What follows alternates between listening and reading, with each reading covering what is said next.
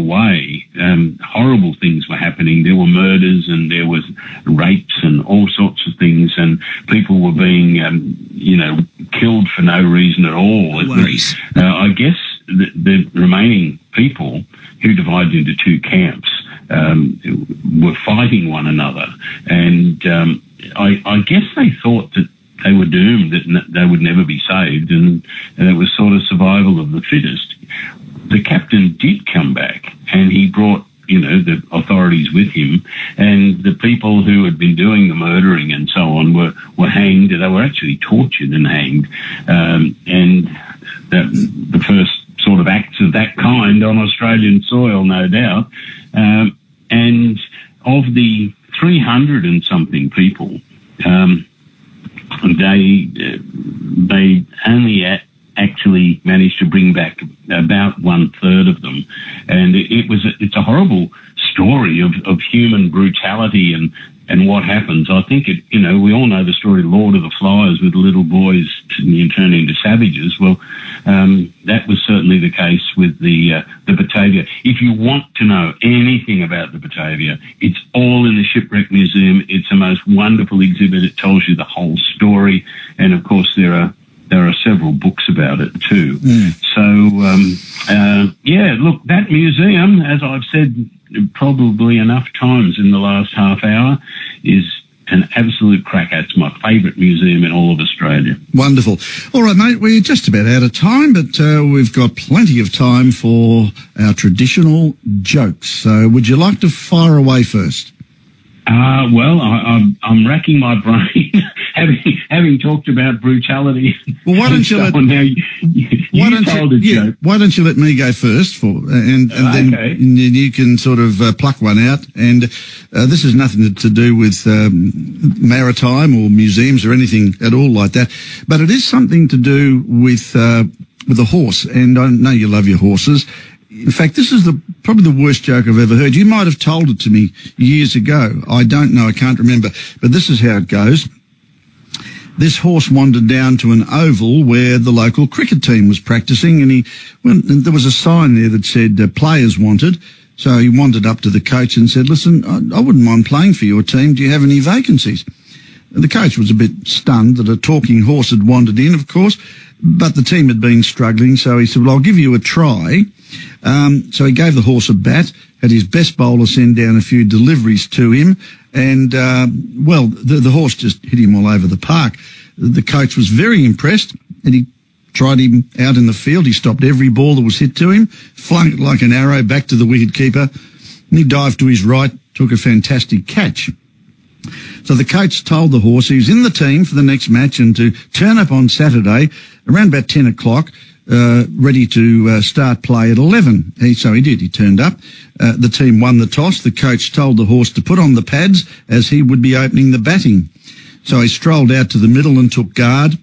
First ball was bowled. The horse hit the ball in the middle of the bat, way over the bowler's head for 6.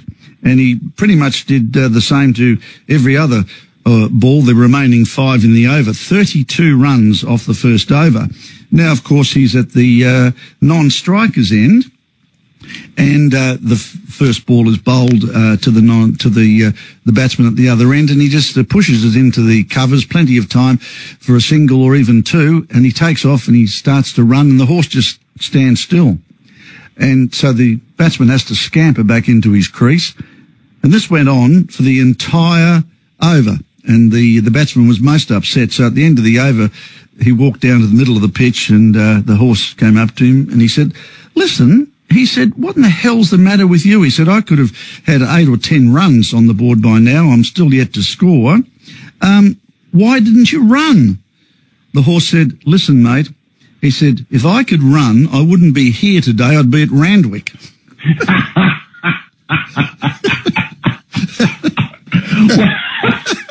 Well, okay. I'll try to follow that.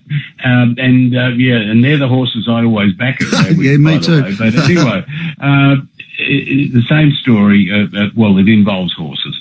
So a bloke breaks down on a country road, and he's puts the hood of the car up and he's fiddling with it, and two horses come over and put their heads over the fence, and he looks over and he keeps going, and finally hears one of the horses say, well, he hears a voice that says, check the carburetor, I think it could be blocked. And he looks around, and there's only the two horses. He says, pardon? And sure enough, the chestnut horse says, check the carburetor, it could be blocked. Try that, whatever the thing is on the thing there. And he does, and it works. He says, oh, thanks, the horses just wander away. And he gets back in the car and he drives into town, goes to the garage to check them. And the bloke said, you all right? He said, yeah, can you just check that carburetor? He said, oh, no, it's okay. He said, what's the problem? He said, well, I broke down just out of town. He said, and I didn't know what it was. I put the hood up. He said, I don't know if I dreamed it, but these two horses came over. There was a grey horse and chestnut horse. And well, I think one of them talked to me and told me what to do. And the bloke at the garage said, was it the chestnut horse?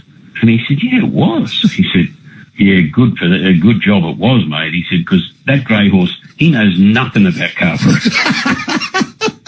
Oh, I love it, Jim. I absolutely love it. Mate, great to talk to you once more, mate. We'll do it again in a couple of weeks, buddy.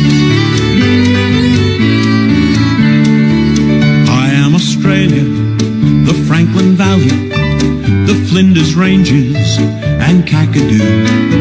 I am the Daintree, I am the Snowy, the Murray River and Uluru. A curlew calling, a dingo howling, green and gold and a red kangaroo.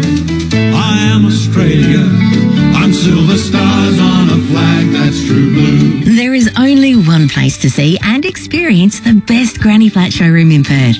Granny Flats WA, located at 92 McCoy Street, Booragoon, where you can walk through 3 stunning fully built granny flats. Discuss all of your personal needs, wants and budget with the most professional granny flat advisors in Perth.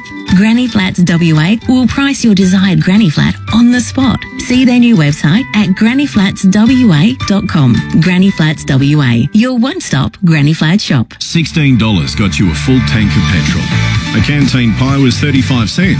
And Gerard Hydraulics started supplying premium quality hydraulic solutions throughout WA. 45 years on, Gerard Hydraulics is still the #1 choice for all your custom hydraulic solutions, servicing and repairs. You won't get more pie for your buck these days, but Gerard's years of experience are completely free. Keep it in business faster than Gerard. Search Gerard Hydraulics. Rosemary rules over her record collection from her retro egg chair. She loves nothing more than dropping the needle on some groovy tunes and chilling. So when her hip wasn't feeling so fly, she was grateful the team at Brightwater could offer her a hand. You too can remain the ruler of your realm with Brightwater Home Care Services. Search Brightwater at home now. John Hughes, WA's most trusted car dealer, brings you 6BR's most listened to and loved institution, the John Hughes Rumour File. Call Millsy and Carl with your rumour. There's $100 cash up for grabs each day, and weekly winners will head into the draw for a chance to win a brand new car from John Hughes, WA's most trusted car dealer. The John Hughes Rumour File with Millsy and Carl from 5:30 weekdays on 6PR. Usually when Martino's on a ride, his finances are the last thing on his mind. But today, that's all I can think about. Because he just opened a Macquarie savings account with great ongoing variable rates up to 4.75% per annum. Finally some real momentum. And because there are no deposit conditions, his savings